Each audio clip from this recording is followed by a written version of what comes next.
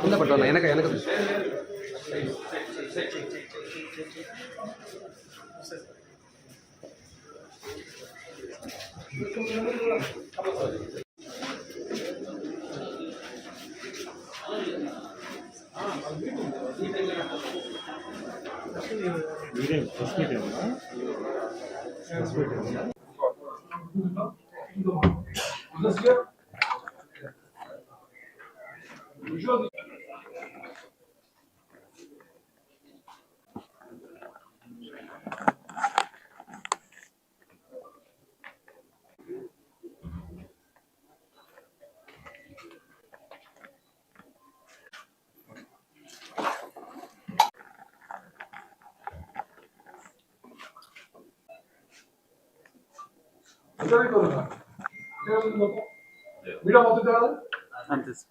So my suggestion is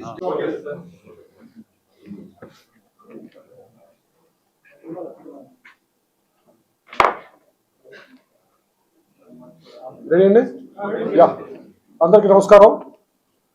Tirumala శ్రీవారి సాలకట్ల బ్రహ్మోత్సవాలు ఈ సంవత్సరం అక్టోబర్ 4వ తారీఖు నుంచి 12వ తారీఖు వరకు జరుగుతూ ఉన్నాయి. దీనికి సంబంధించి పోలీసు వారి సంసిద్ధత, అదేవిధంగా విజిలెన్స్ అండ్ సెక్యూరిటీ వారి సంసిద్ధత ఎలా ఉందో తెలుసుకుందామని రావటం, వారితో సుదీర్ఘంగా చర్చించడం, సమీక్షించడం జరిగింది. మొదటి రోజు అయినటువంటి 4వ తారీఖునే ముఖ్యమంత్రి గారు తిరుమలకి రావటం, పట్టు వస్త్రాలు సమర్పించడం జరుగుతుంది. సో దానికి సంబంధించి కొంచెం ఎక్స్ట్రా అడిషనల్ బందోబస్తు చేసుకోవాల్సి ఉంటున్నాం. అదేవిధంగా మీకు తెలుసు 8వ తారీఖు గరుడ సేవ చాలా ఇంపార్టెంట్ అవుతుంది మాకు.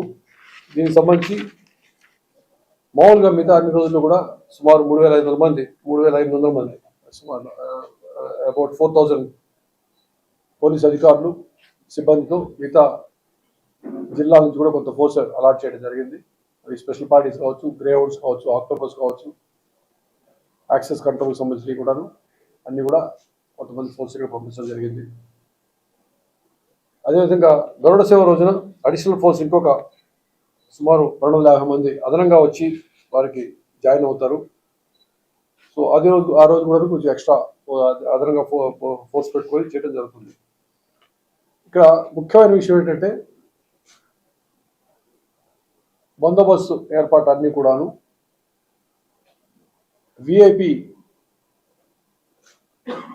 విజిట్ అనేది ఎంత ముఖ్యమో కామన్ డివోటీ సాధారణ భక్తులు ఏ విధమైన ఇబ్బంది లేకుండా వచ్చి దర్శనం చేసుకొని వెళ్ళడానికి అనుగుణంగా ఎక్కువ దానికి పెద్దపేట వేయడానికి నిర్ణయించడం జరిగింది. సాధారణ భక్తులు ఏ విధమైన ఇబ్బంది లేకుండా, అసౌకర్యం కలగకుండా వారికి మేము సెక్యూరిటీ పాయింట్ ఆఫ్ వ్యూలో అన్ని జాగ్రత్తలు తీసుకుంటూనే, అంటే ఫిస్కింగ్ కానీ ఉంటుంది ఖచ్చితంగా, దాంతోపాటు అన్ని ఫిస్కింగ్ కానీ వాళ్ళని చెక్ చేయడం కానీ ఉంటుంది. దాంతోపాటు వాళ్ళకి వీలైనంత తక్కువ సౌకర్యంతో మా సెక్యూరిటీ పాయింట్ ఆఫ్ వ్యూలో తక్కువ సౌకర్యం కలిగే విధంగా వారికి ముఖ్యంగా వాళ్ళు వచ్చేటువంటి ఆలోచన, వాళ్ళు వచ్చేటువంటి పర్పస్ సరిగ్గా సాల్వ్ అయ్యే విధంగా, వాళ్ళకి పర్పస్ అయ్యే విధంగా ఏ విధమైనటువంటి ఇబ్బంది లేకుండా వాళ్ళకి దర్శనం కలగాలని మేము మా ఎంటైర్ ప్లాన్ దానికి సంబంధించి ఉంటుంది. అదేవిధంగా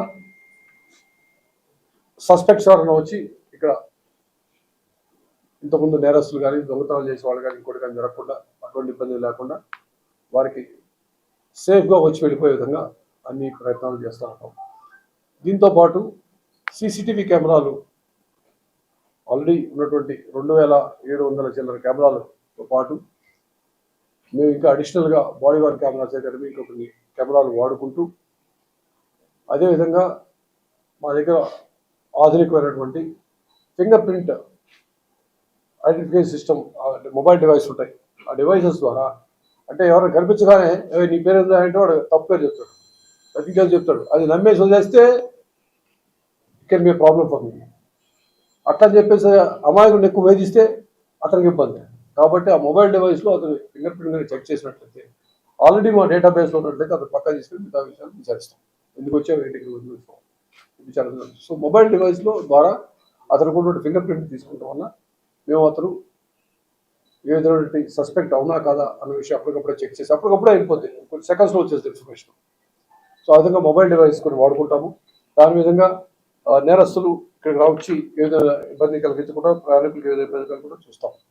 అదేవిధంగా ఏదైనా సోషల్ మీడియాలో జరుగుతున్నటువంటి చర్చల గురించి కానీ వాళ్ళ గురించి ఆలోచనలు కానీ ప్లాన్స్ కానీ తెలుసుకోవడం, తర్వాత సైబర్ క్రైమ్ విషయంలో ఏదైనా కొన్ని రకాలైన రూమర్స్ కానీ పుకార్లు ఏదైనా వదంతులు రావడం కానీ అవకాశం అనేది చూసుకోవడం, ఇవి అప్పటికప్పుడు చెక్ చేసుకుంటూ ఏ విధంగా ఇబ్బంది లేకుండా ప్రజలకు ఇబ్బంది లేకుండా చూసుకోవడానికి ప్రయత్నిస్తూ ఉంటాం.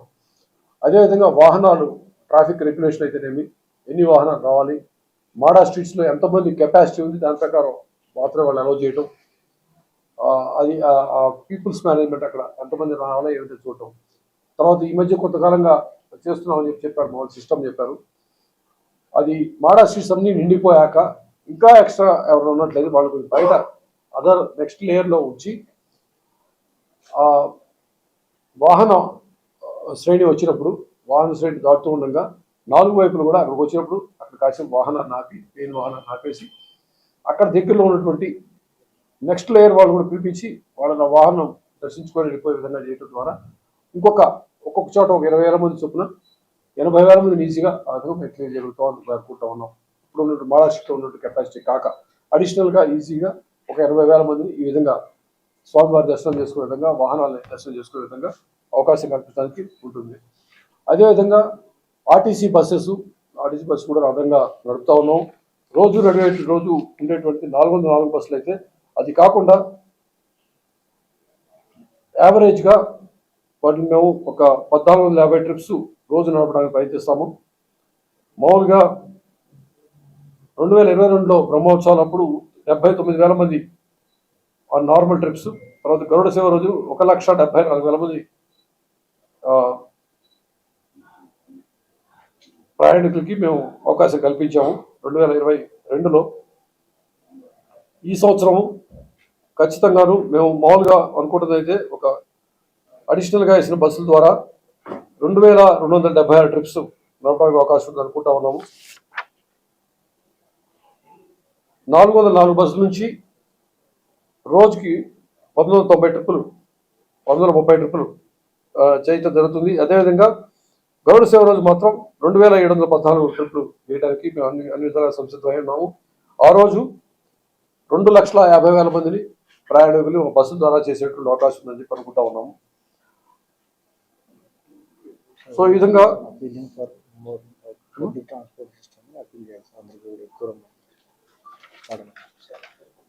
ఆ విధంగా అంటే ఆర్టీసీ కూడా ఇన్ఛార్జ్ ఉన్నా కాబట్టి అక్కడ ఉన్న బస్సులు కూడా వాడితే అదనంగా బస్సులు పెట్టుకోవడం, దానికి కూడా ఏ విధంగా ఎందుకంటే లాస్ట్ ఇయర్ నా బాగా గుర్తు, నేను ఓన్లీ ఆర్టీసీ చూస్తున్నప్పుడు సడన్ గా కొంతమంది ప్యాసింజర్లు ఇరుక్కుపోయారు, వాళ్ళకి అదనంగా బస్సులు వేయాల్సి వచ్చిందని చెప్పినప్పుడు అప్పటికప్పుడే మేము అదనంగా బస్సులు ఆర్గనైజ్ చేయడం జరిగింది. అటువంటి అవసరం అయితే కూడా దానికి సరిపడా బస్సులు దగ్గరలో డిపోలో పెట్టుకొని ఉంటాము. ఏదైనా అవసరం అయితే కూడా we'll be able to do that. So మా అప్పీల్లో ఏమిటంటే పోలీసు తరఫున ఉండేటువంటి సెక్యూరిటీ అరేంజ్మెంట్స్ అన్నీ చేస్తాము. తర్వాత ప్రయాణికులు భక్తుల యొక్క సేఫ్టీ గురించి ఆలోచించి అన్ని విధాలా చర్యలు తీసుకుంటాము. మళ్ళీ ఒకసారి చెప్తున్నాను, ఆర్టీసీ ఎండీగా చెప్తున్నాను, మా ఆర్టీసీ బస్సులో ప్రయాణించినట్లయితే ఖచ్చితంగా సేఫ్గా ఉంటుంది, సురక్షితమైన ప్రయాణం ఉంటుంది. అదేవిధంగా ఖచ్చితంగా ఏదైనా ఇబ్బంది లేకుండా శుభకరంగా ఉంటుంది. మళ్ళీ ఒకసారి తెలియజేస్తా ఉన్నాను. ఆర్టీసీని కూడా ఆదరించండి. ఇది ఆర్టీసీ అనేది ప్రభుత్వ రంగ సంస్థ. దీని కనుక ఆదరించినట్లయితే ఎక్కువ భాగం ప్రైవేట్ వెహికల్స్ ఎక్కువ వచ్చే అవసరం లేకుండా ఉంటుంది. ఒక ఆర్టీసీ బస్సు మీరు ఒక ఎలక్ట్రిక్ బస్సు, మా ఎలక్ట్రిక్ బస్సులు ఉన్నాయి, లేదా డీజిల్ బస్సులు, ఏ బస్సు సప్తగిరి బస్సులు ఎక్కినట్లయితే మీరు అనేక మంది ప్రయాణికులు దాంట్లో రాగలుగుతారు. ఒక్కొక్కరు కార్లు వేసుకొని 2 వీలర్స్ వేసుకొని వచ్చే బదులు ఈ విధంగా వచ్చినట్లయితే అది కూడా బాగుంటుందని చెప్పి తెలియజేస్తున్నాం. ఏ విధమైనటువంటి అదనపు ఛార్జీలు ఉండవు పండుగ సమయాల్లో ఇక్కడ కానీ, అదేవిధంగా దసరాకి సంబంధించి కానీ అదనపు ఛార్జీలు ఉండవు.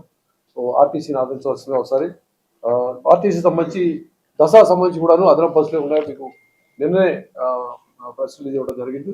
అదనంగా బస్సులు వేయడం ద్వారా మొత్తం 6100 బస్సులు దసరాకి నడుపుతా ఉన్నాము. ఎప్పట్లానే ఈసారి కూడాను అదనపు ఛార్జీలు ఉండవు. దయచేసి మీరు పబ్లిక్ ట్రాన్స్పోర్ట్ని ఎంకరేజ్ చేయండి, ఆర్టీసీని ఆదరించండి అని చెప్పి మరోసారి కోరుకుంటూ, ఈ విధంగా బ్రహ్మోత్సవానికి సంబంధించి పోలీస్ సెక్యూరిటీ అరేంజ్మెంట్స్ విషయంలో మాత్రం ఏ విధమైనటువంటి మాకేం పెద్ద గ్యాప్స్ కనపడలేదు. చిన్న ఏమైనా ఉంటే ఎలా చేయాలో కూడా ఆలోచించాం. ఎందుకంటే 2800 సుమారు CCTV కెమెరాస్ ఉన్నప్పుడు దాన్ని కమాండ్ అండ్ కంట్రోల్ సెంటర్లో చూడటం ఎట్లాగా, దానికి ఏదైనా అడిషనల్గా వీడియో అనలిటిక్స్ పెట్టుకున్నట్లయితే ఎలా ఉంటుంది ఆలోచిస్తాం. వీలైతే ఈ 2-3 రోజులు అన్న అవకాశం ఉంటే సాఫ్ట్వేర్ కంపెనీ వాళ్ళు అడుగుతాము. లేని పక్షంలో దాన్ని ఖచ్చితంగా ఇంప్లిమెంట్ చేయడం ద్వారా అదనంగా అధునాతన టెక్నాలజీ వాడుకోవడం ద్వారా మేము ఇంకాస్త మెరుగైన సేవలు అందించడానికి ప్రయత్నిస్తామని తెలియజేసుకుంటా ఉన్నాం.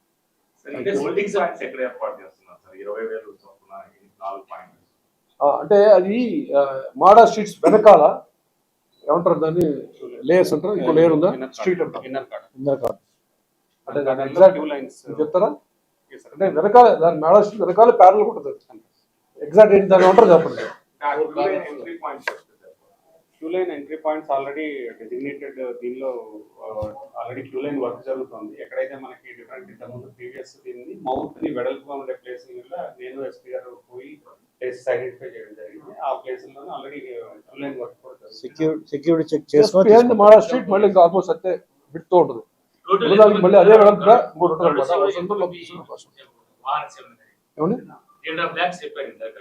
అంటే వాళ్ళని మళ్ళా రీఫిల్లింగ్ చేయడానికి అలాంటి సిస్టమ్ లో 2 lakhs మాడా స్ట్రీట్.